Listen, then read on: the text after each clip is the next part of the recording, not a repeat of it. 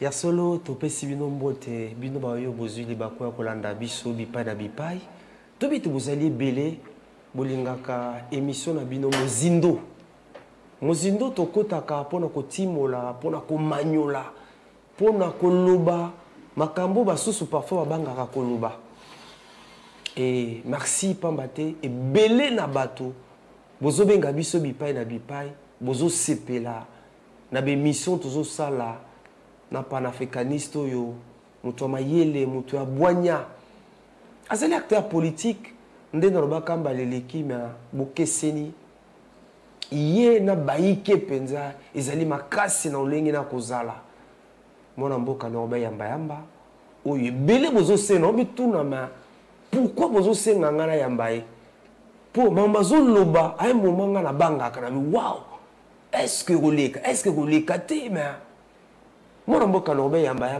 na pesio merci pour la disponibilité na yo merci Ndeko Max merci nandenge benga ngai pe malo pe benginga na mona que certainement que ngapi na zolanda batonde bazo benga penga abi pona ni azole que pas Ndeko Max cité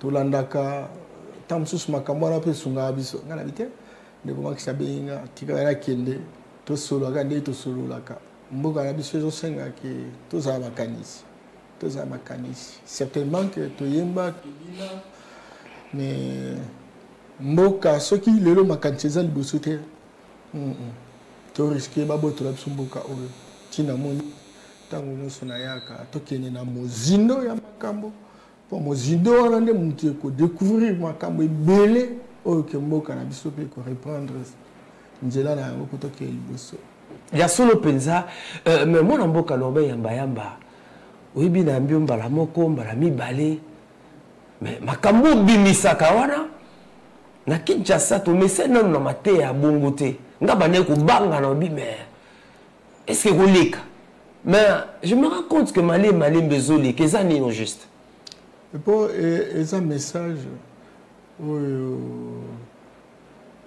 ba pesibiso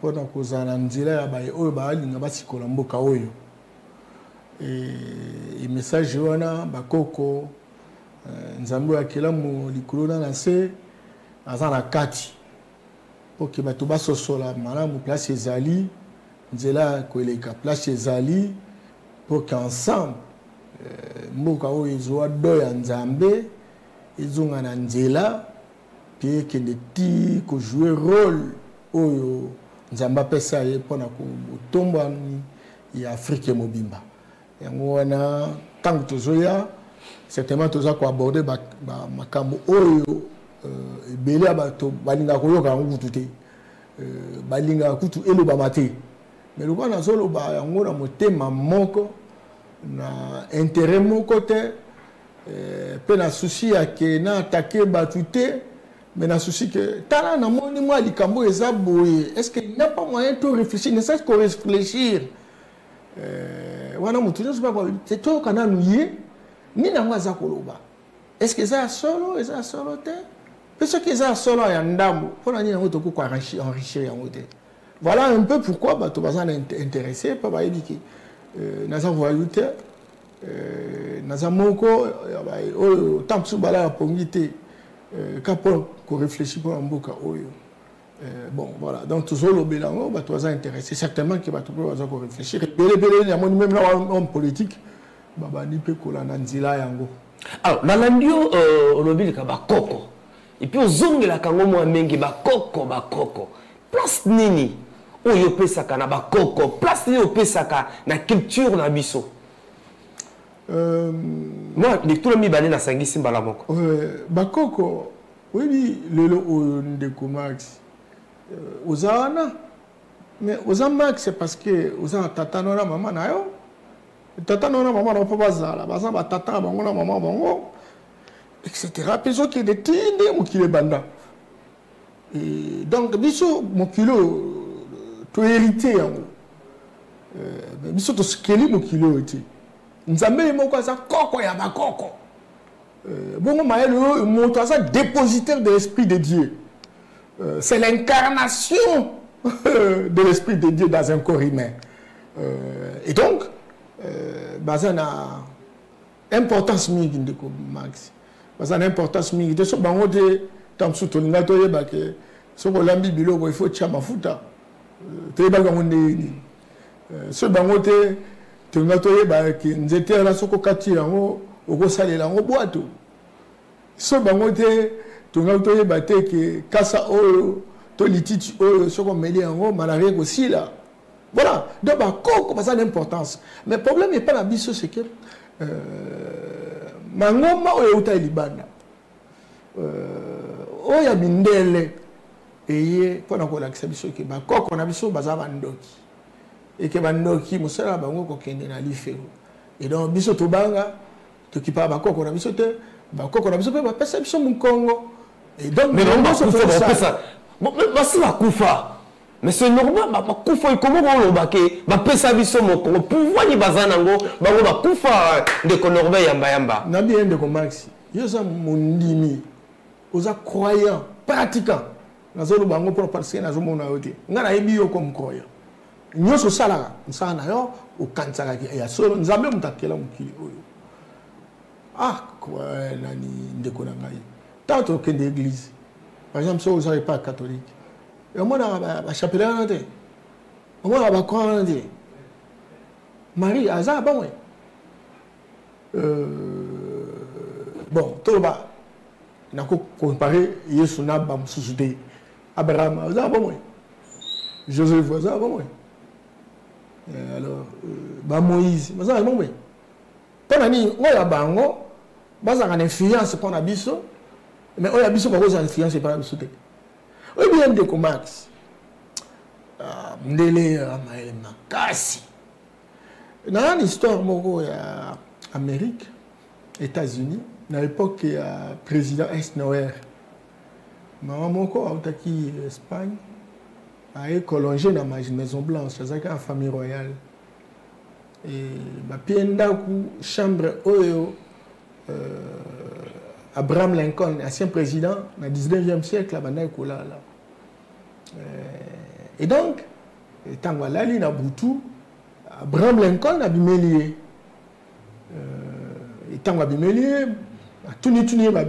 maman Lengi, tina tongo ba la muki, ba ken a petit déjeuner na président na moi si na ye, bani ko raconter ba on est gamona na Boutou. Oh na moni tata mogoye se présenter Abraham Lincoln. Et voilà, na bangi, na tremblé, na lalité, après on accueilli. Président de la République, il y a les États-Unis.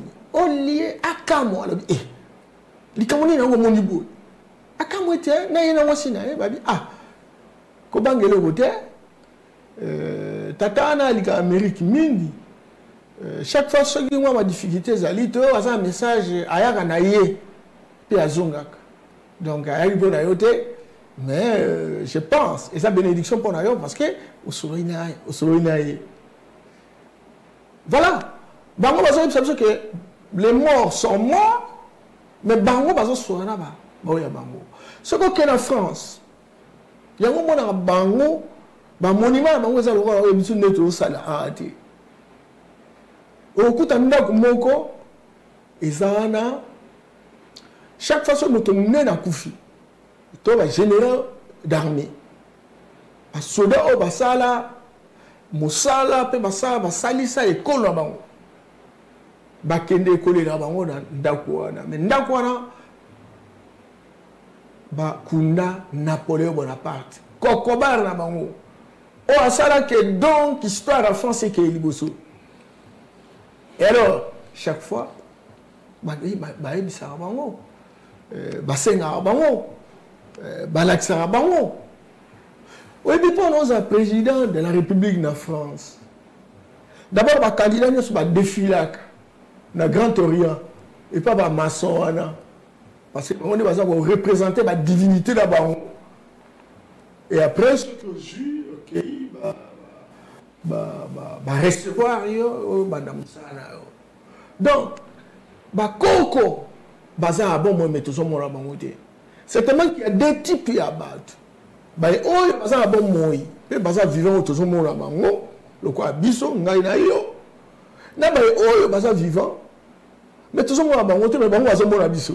Oh mais Bible n'habité Bible zoloba bongo te comment bobondela moto akufa moto asakenda obubo solo la ndenge nini ya zesusu na bomo ite ndeko Max babi ke Bible ya eza beaucoup moko kaka oyo baloba problème nzambe te Coran ezali eza pona ba arabe Bible ya ezali eza pona ba hébreu ba juif Torah côté la bango tout moi distanciation moi compris ezali Torah eza pona ba juif Bible eza pona ba européen ba commis yango na pyromain et donc biso tozaki no ya biso avant mundela koma biso banani bino banani biso ba noir tozaki na pays ko sa molimo ko kabola de ko norbe yamba pourquoi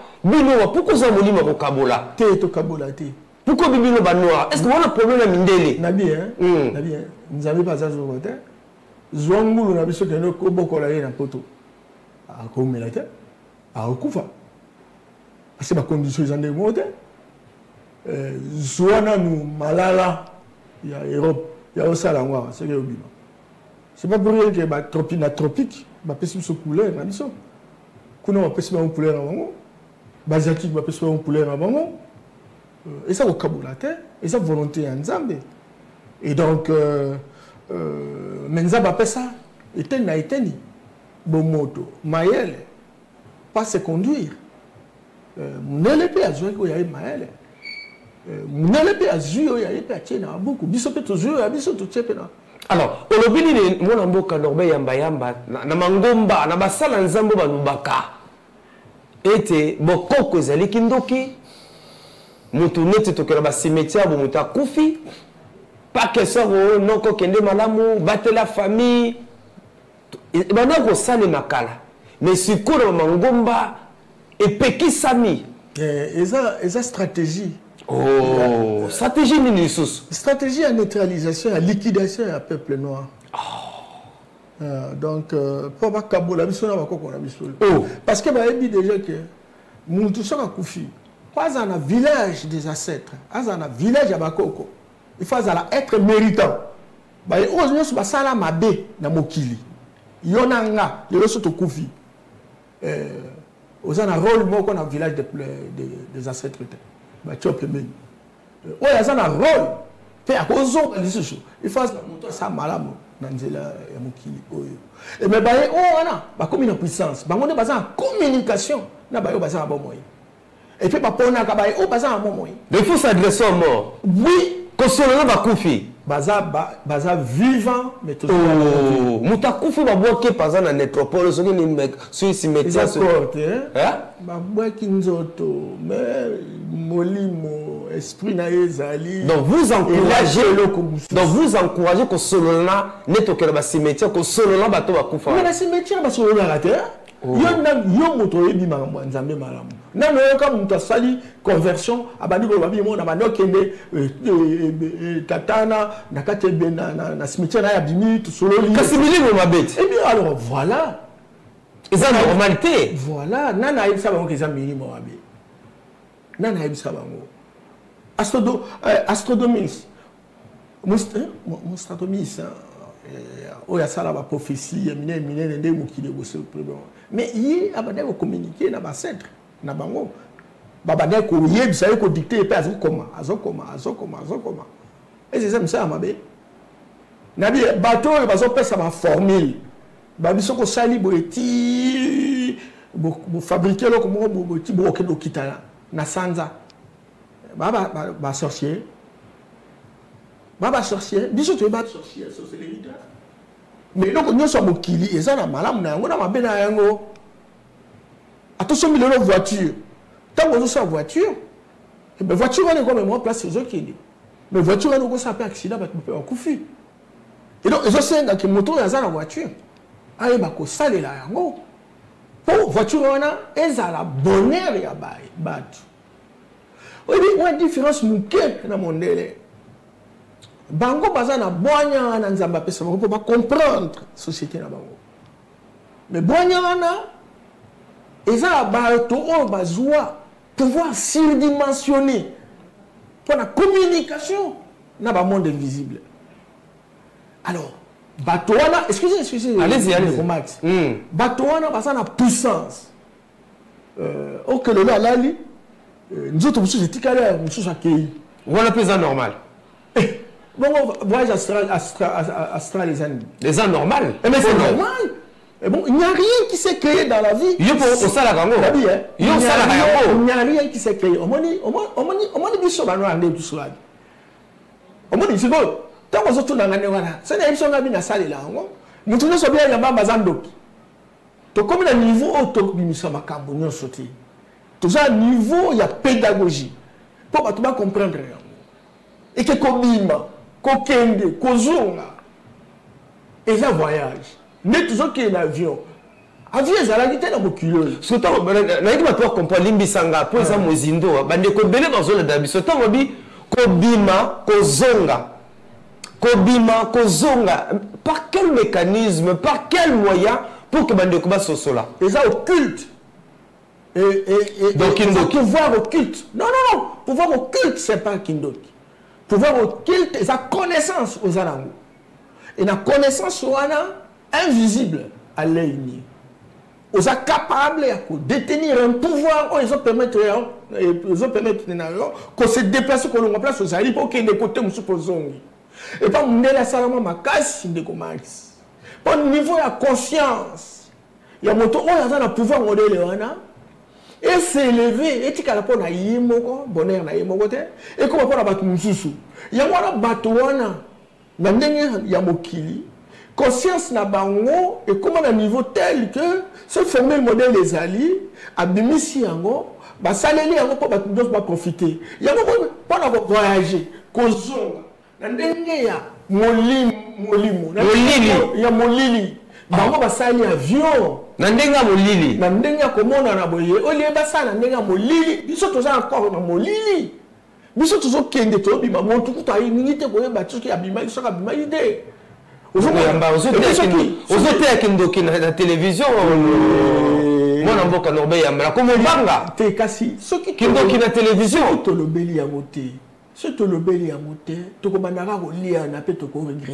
Pensez-vous que l'enseignement au Manobabou, ils ont la place dans la société Nabiso. Le discours est aboué. Mais ils ont dit, c'est très important parce que le discours c'est salement à poto. Bah bomba ba sorcier, oh bah bien ba sorcier, bah banako les mangeurs d'hommes. N'importe où, t'as là même dans l'histoire biblique, moi là, na tangwa kala, bah banako bouma, bah moi ko tia bango ba ni suicide, ko ni oh bah bien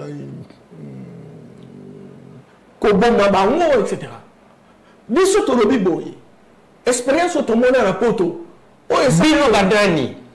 Mais biso baye o ba nganga mayele o lolo tuzo mona makambo wana ke o bino tamsu mala nduti na yango to lobi boyi expérience on nécessairement déjà na mikimu susu to comme à niveau qui parce que ce qu'on même na kata village ndiko chef du village a ebi bandoki nyonso bazan kata village wana a ebi puissance mais il faut pas les canal délivrance. Donc oui il faut pas les canal délivrance. On a nassé, les colères, fleuve, parce que moi, je vais la délivrance. Moi, je donc, la connaissance, la pratique occulte, méga qui c'est la délivrance, mais il fallait y passer à la moussa, etc. Il faut faire beaucoup d'intention. Et ça, question, il y a degré de connaissance. Mais la connaissance. Parce que nous avons la miso. À partir de la miso, nous avons téléguidé aux autres shooter. Il faut la connaissance. Est-ce que c'est normal? Est-ce que c'est normal? Et après, vous gagnez quoi? Non, mais c'est ça justement, nous devons gagner à partir de ça. Parce qu'en fait, ceux qui sont capables, il y a côté la ndeko. Peut comme ceux qui zénient. Que je suis capable, il y a que fabriquer caméra, je suis capable, il y a qu'à fabriquer vitres, je suis capable, il y a qu'à fabriquer télévision. Donc, tout comme à un niveau, et le contre, ça, il a un bouzoba, il a ma baie. Et son, tout ça, ma camo, ma cam ici. On dit, asiatique, batikala ma camo, batika koye, soutien, parce que, pasteur, imam, prêtre, bakenek, na Chine. Ta bakenek, na, tu peux baptiser, tout, ce qu'on appelle 6 mois. Vert et à l'os parce que tant qu'on a nous allons aller ma casse na Chine etc. Baptiser on pas bango bana ko résister bango bana qui église bango bana qui des philosophie yango mo baza ko prier plus Confucius pas la ligne parce que baboya qui na bango mais tant ba monique connaissance na bango ancestrale et ça que se disparaître à partir de la prédication il y a ba prêtre na ba pasteur ça ligne révolution en 1949 une révolution culturelle. Tout va se réconcilier dans la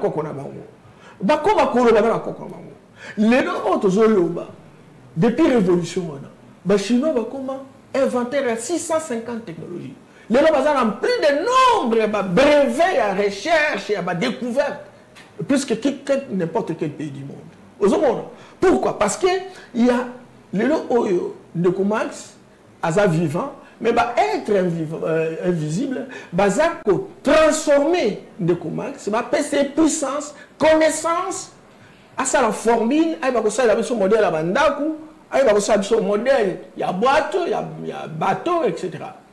Et donc, les lois chinois, comment grande puissance commerciale, la première, grande puissance militaire, les lois, ça, il y a atterrissage, Nasanza, na face B, na pays mon sali en hauteur, etc. Grande puissance économique. Donc, biso tous au banga, puissance culturelle, il y a un peu sa formule pour toi inventer le coup. Oui, mais même dans tous au loba, tout ça église combien? Tout ça un nombre de pasteurs combien? Tout ça un nombre de diacres combien? Nombre de diacres, pas un baleki nombre de médecins, baleki nombre de journalistes, baleki nombre d'ingénieurs. Il y a des maçons, il y a des menuisiers, il y a des charpentiers, des architectes. Dans la situation, tout ça. Parce que dimension spirituelle, dimension en Zambie, on est athée. Dimension en Zambie, c'est qu'on peut s'apprendre. Spiritualité, on a mis sur ça qu'on prie, mais il y a un peu inspiré le côté. On a des bébés dans la catégorie. Mais parce qu'on a prié, on a prié. Vous avez la loyauté. Et donc, moi, on a une communication. Et le qu'on ça la passe mingi communication communication mais parce que on dit beaucoup transport. Oui bien de Max. Na lingi tout le bas, malembe likam place non. Max, oui bien. Toujours le bas, si j'ai l'habitude de parce qu'on répétait au PC en tête, toujours continuer. Donc, église et développement. Église et développement. Oui, oui. Et alors, église, écoutez pas l'habitude depuis quand? Depuis 7e siècle. 14e siècle. Les musulmans, depuis 15e siècle, les chrétiens, alors, résultat, même à ça, à ta vélo. Même à ça, il y a ta vélo. Vélo que tu mènes. Même à ça, il y a ta kirdan. Même église, et ça, il y a un belé, nambo cannabis, mon nambo cannabis, yamba. Non. Mais formation, mingi bozuap.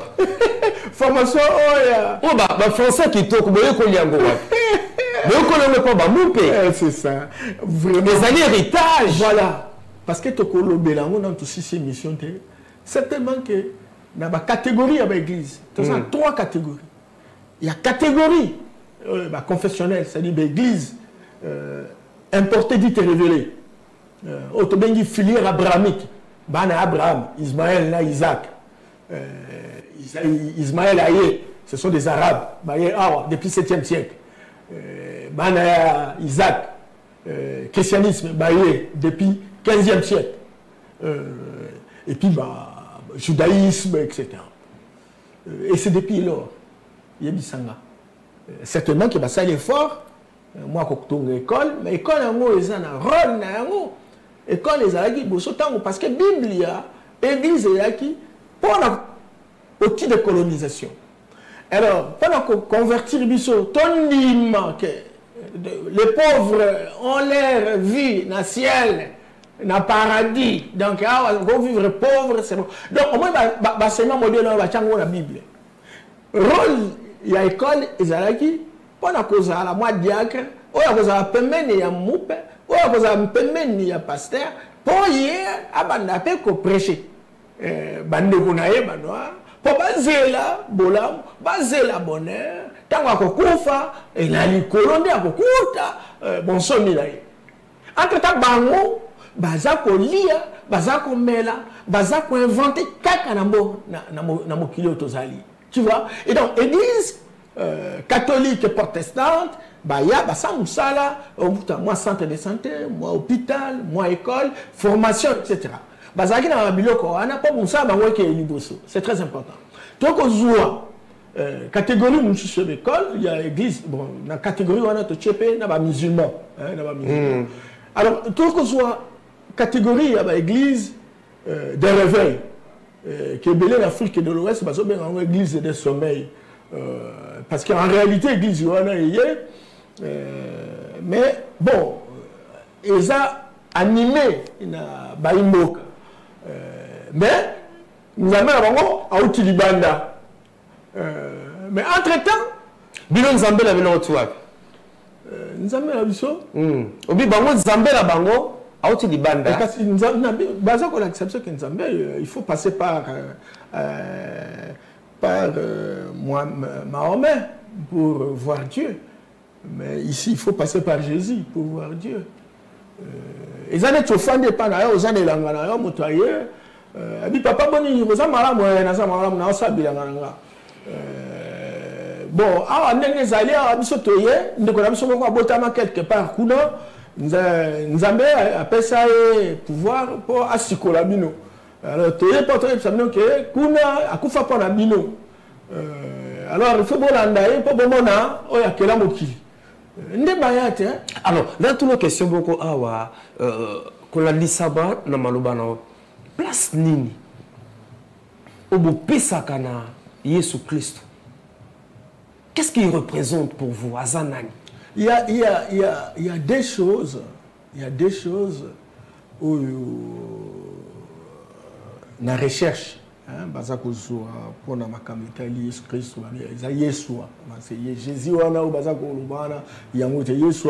c'est un homme historique qui a existé et qui a fait véritablement des miracles, etc. Tu vois qu'il y a une théorie, il y en a ceux qui l'appelaient magicien, il y en a ceux qui l'appelaient occultiste, etc. Parce que Vina est à partir à 30 ans, mais le reste du temps, à Zaki, ici, Wapi, compagnie, etc. Tu vois, mais avant, comme à 30 ans, à Salim Akambébélé. Alors, Yeshua, c'est un personnage historique qui a existé. Est-ce qu'on dit Magaï? Mais c'est un personnage historique. À Zalakiawa. C'est ça, non? Mais il y a Zali Kolo dans Bango. Pas la Nina, pas parce que ça Mundele. Qui vous dit Kaza Mundele? Voilà la question. On va prouver Kaza Mundele. Alors, bon, on m'a dit, il y a deux dimensions. Il y a une dimension, que c'est un personnage historique qui a existé. Et il y a une dimension, c'est une histoire fiction. On va copier à partir de l'histoire d'Osiris, Isis, Horus. Et il y a une Égypte antique, il y a noir. Et puis, il y a une histoire, il y a un personnage fictif. Madame Hélène, moi, si il a constaté les grands à Kenya à Bethléem. Pour apprendre, ce personnage, et puis, Mimi, le personnage, on a constaté les grands, il se prenait comme un Jésus. Vous voyez? Et donc, sinon, alors, ce qui est vraiment que Jésus, à Bethléem, ou à Nazareth, par exemple, il fallait Vatiquer à Nazareth. Et comment na Rome Deni? Et comment na Rome Deni? Parce qu'ils allaient constater le grand qui a monté, qui a réuni les gens et qui a mis en place une Bible qui n'est pas une dictée surnaturelle, mais qui, au regard de l'histoire du peuple hébreu, etc., on a mis en place ça. Mais ils ont réussi ces histoires de génération en génération. Mais de la même manière, asiatique, chinois, indien, mon peuple na peuple, recevoir l'histoire. Et puis, tirer yango na mikanda. Biso te tozwa ko ya biso. Bango bakei epai ya chinois, meki, indien, meki, wana bazaki na culture na bango makasi boyaki. On dit que avant pas terroriser biso, noir. Pour tout ça la migration to longo ya côte, ya nord. Tout ça li to bundi pendant 1000 ans. 1000 ans. Parce qu'il y a des gens qui ont non, ça fait 1000 ans. Bas-Sumérien, Babylonien, histoire on a tout bien monté. Même dans la carte de la Bible, même dans la carte, il y a histoire, il y a ma classe d'habitude. Il y a 1000 ans, après la naissance de Jésus, jamais, bassin bazala quitté. 1000 ans après, l'église va se réunir, ça y conclave na mango, non, si quand on banda ko pesa batu Congo ya Norbert, Max, Joseph, Marie-Hélène, Madeleine, etc. 1000 ans après. Donc ce n'est pas quelque chose où il n'y a pas Nzambé. Parce que l'église en soi, c'est une organisation humaine. Où tu as un dogme, tu as une pratique, nous allons croire à un être suprême que nous n'avons jamais vu. Et nous croyons, c'est la croyance. Et la croyance bloque le raisonnement. Quand on croit, on bloque le raisonnement. Moi, Mboka, ozala maloba limbisanga po mitune zo ebele za muzindo tolingi bato pe bazolanda biso baso ba bana kososola. Mais n'habite réaction non lelo kombo ya Yesu Kristo bino bozon di matin, mais bikamwa yeswa ozo sala bikamwa mingi lo salima na kombo na ye. Bato bakubika baside zolongwa bato zo mabota. Réaction na yo. Bon, omoni tango zolo bababi Yesu. Papa, mokilesa na makambo yango ebele, il y a trop de connaissances autour ils ont pour échapper. Tango abi Yesu o Jésus. Yesu zo bimana noko nanga. Eza énergie na zo libérer yango. Énergie na zo libérer yango, ezokende zo pesa puissance na kombo na za obéir. C'est très important. Jésus. Je peux obéir la rango nandako. Nga. Sans un problème, obéir la rango peut comme boana. Na belle la koko nanga. Neto, il va comme ni notanga. Na tanga ka nzakoba. Na tanga ka vidumukomu. Wonya shongo. Kumali anjo. Kangalolombe lombe.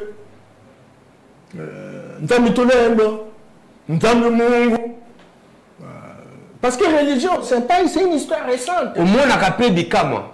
Et bon, je suis tata, mobimbo, tata, na komi na kosiban. Ata yomoko. Bikama tende ni nango. Yo kanti bikama, yango wana mneko na ngai to lobaki église et développement. Parce que modèle l'église on est surtout dans l'église de réveil, parce que quand t'ake, ce que on lobby comme moi Yesu. Donc, pas si nous Sicile. Ah non. Parce que lui-même a dit qui ne travaille pas ne mange pas. Il dit c'est le choix de ton front. Nakata Biblia. Message na bango. Otanga rango pe ka motanga pe Biblia. Comment bongo sikoyo. Et sungako na ni tango otanga rango sungako na ni. Non, mais il y a des lois naturelles. Na mona que mo kilo eza nzambe. Parce que ce qu'on tangi par exemple Biblia. Otangi maate o ya africain. Autant de Coran. Est-ce que vous avez moko? Oui. Bible y en a mato, vous avez moko? Oui, mato, ils ont 42 lois. Kuna babi kolinga mwasi amutu te koyiba te koyina te kofinga te Nkande me magaliwa. Qu'on appelle le bic à vos balles, les faux en ambongo, n'est pasteur, mon quand tu coloba. Mais ouais, ça va déviation, église à l'africaine. Ah bien, vos balles, les faux en ambongo. Non, mais quand on a fait ce maïs, bagi magambo ya ko ba les ambongo.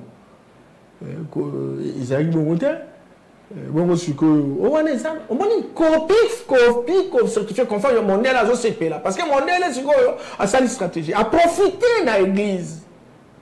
Oh, et ça les maquille, il y a solo pour maintenir la culture dans le bango.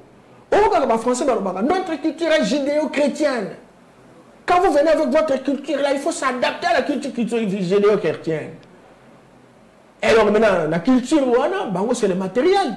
Oui, excusez, allez-y. Bango c'est le capitalisme. La cupidité autour de l'argent. Le clientélisme. Le mercantilisme. Pasteur Nabiso, ce sont des copier-coller. Il y a des pasteurs occidentaux.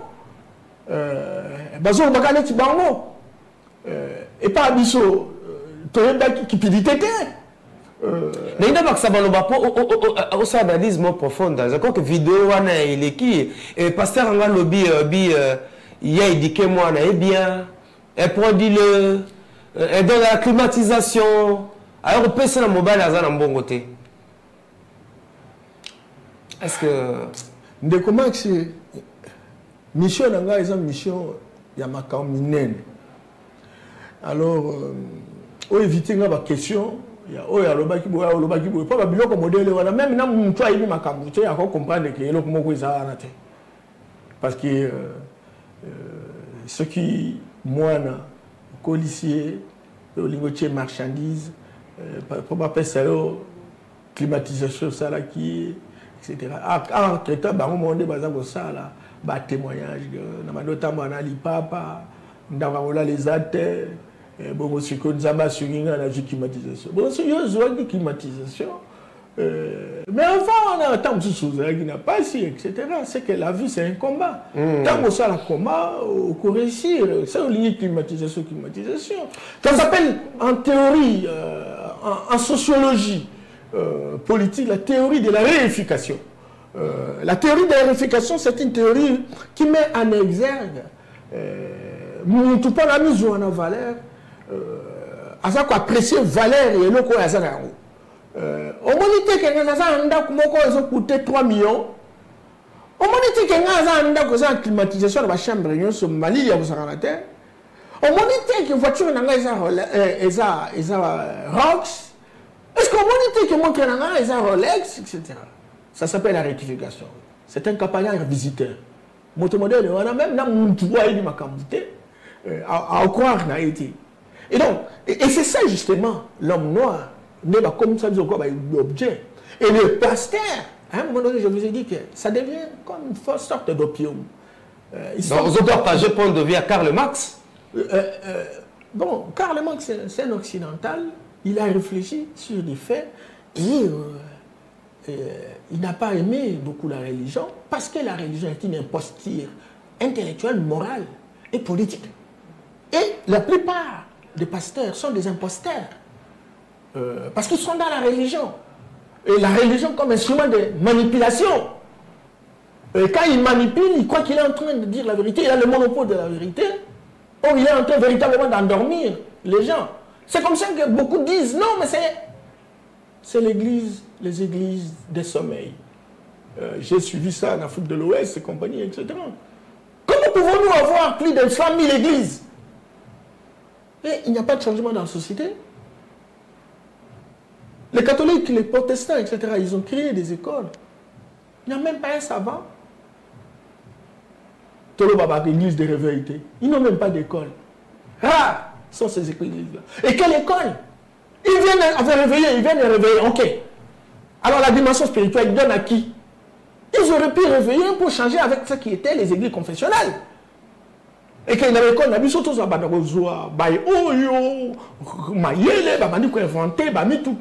fabriquer fabriquer avion, fabriquer usine, tout ça, le long Malala, dans Congo central, et le Congo, pendant ça, J, moyen T. Donc, nous avons besoin que l'église, l'église de réveil, tous en a usine inoculer spiritualité esprit yawana et pas ya bato bandimi to banda kuzwa bae oyo baza ko fabriquer biso bato biloko ba industrie ba technologie wana nde to ko engager ba wana nde salaire kuzwa la etc. oyo wana ezate ka ko prier est-ce que ko prier za mabe ça m'a bêté parce que vous voulez être en concordance avec votre foi. Parce qu'en réalité, tout se fait par la foi. Au lieu même de donc, c'est pour ça la foi. Et les pasteurs ne nous disent pas la vérité. La foi, c'est la force de conviction. Tu es au-dessus de tout.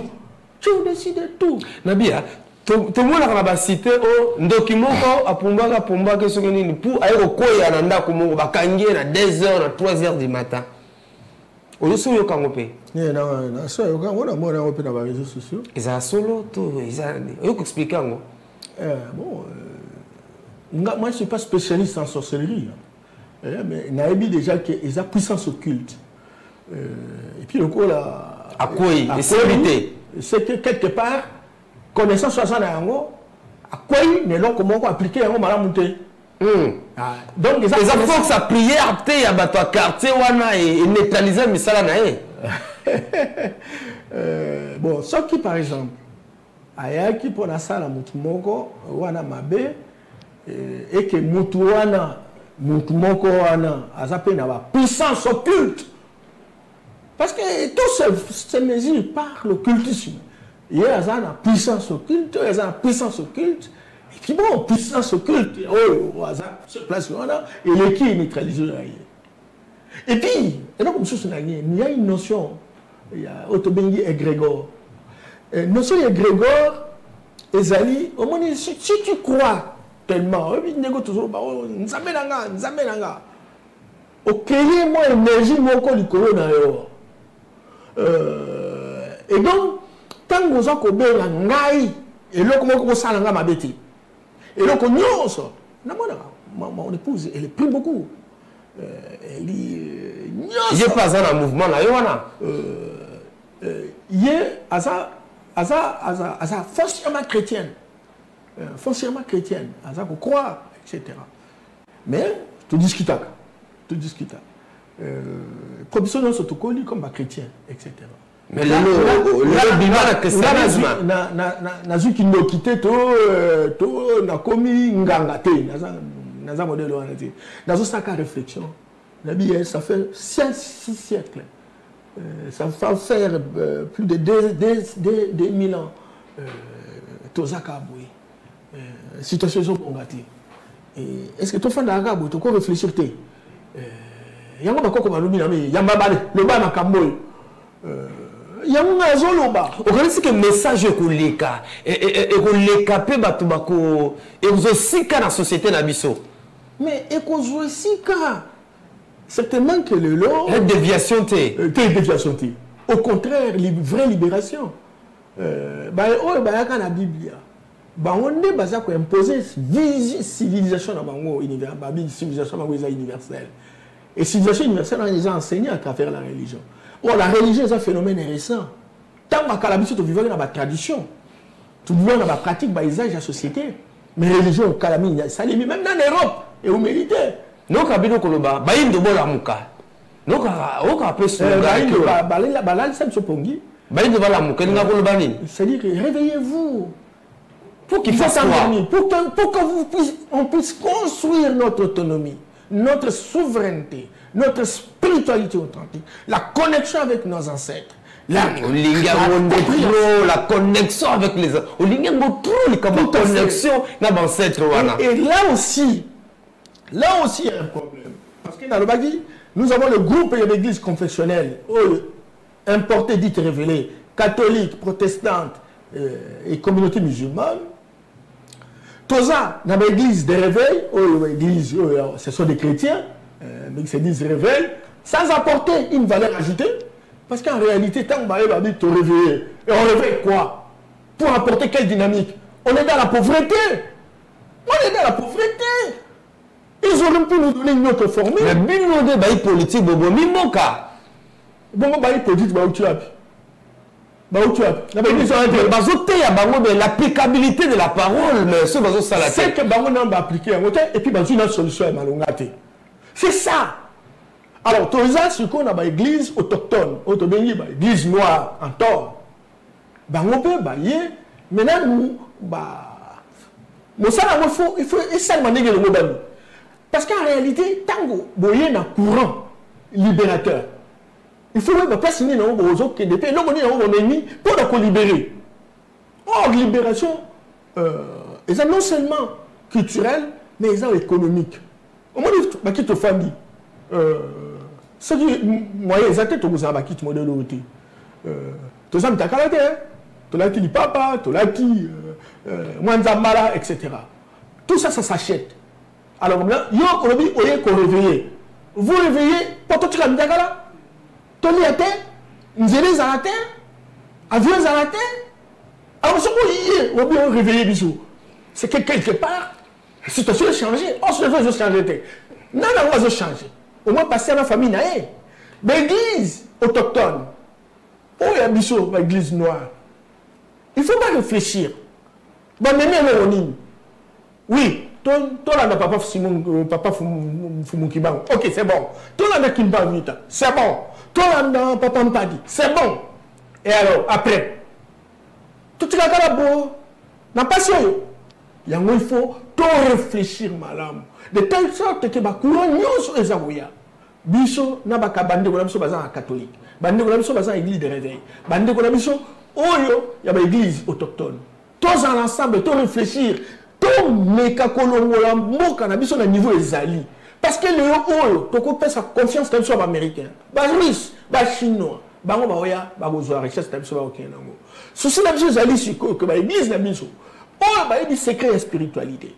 Ba mekanan ko infuser spiritualité, on a pouvoir, on a puissance, on a tout ça va savoir na biso. Tout va dans ça va usine na biso. Tout ça va technologie na biso. Ba école na biso et permettre que ba na ya biso ba aussi sa classe azala o lié alukaka musala mais abandi ko sa caméra. Le ko ba bilo ko ba caméra o mususu na ba chinois na ba na 12 ans ba to sala. Et ça exercice. Alors nous sommes et permettre que et fonctionner dans mboka na biso pour que libre ce qui mo entendre ko Max. To ozela trop. Il faut battre le corps va bisoboui. Mais, moi je suis un penseur libre, je suis un chercheur, je suis un capitologue, je suis un panafricaniste. J'ai le message des ancêtres pour construire la connexion. Ok, tu comme la sous-émission, on peut essayer de numéro de contact. Merci Max.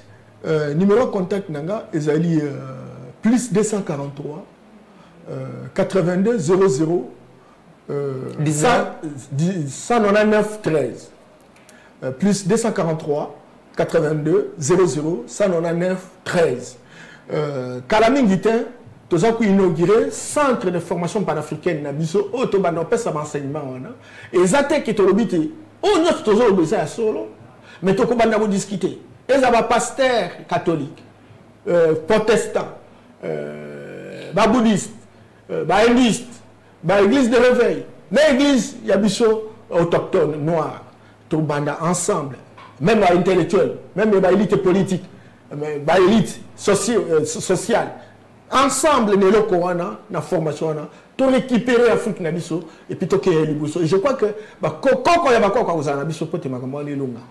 Totondo botondi mwana mboka Norbert Yamba tokomi na suka penza ya émission na biso bozaki belé pona kolanda biso matondo na équipe technique oyo basongi biso botika malamu nde tokotani barasini kimia ya nkolo na mabota mabino. Merci.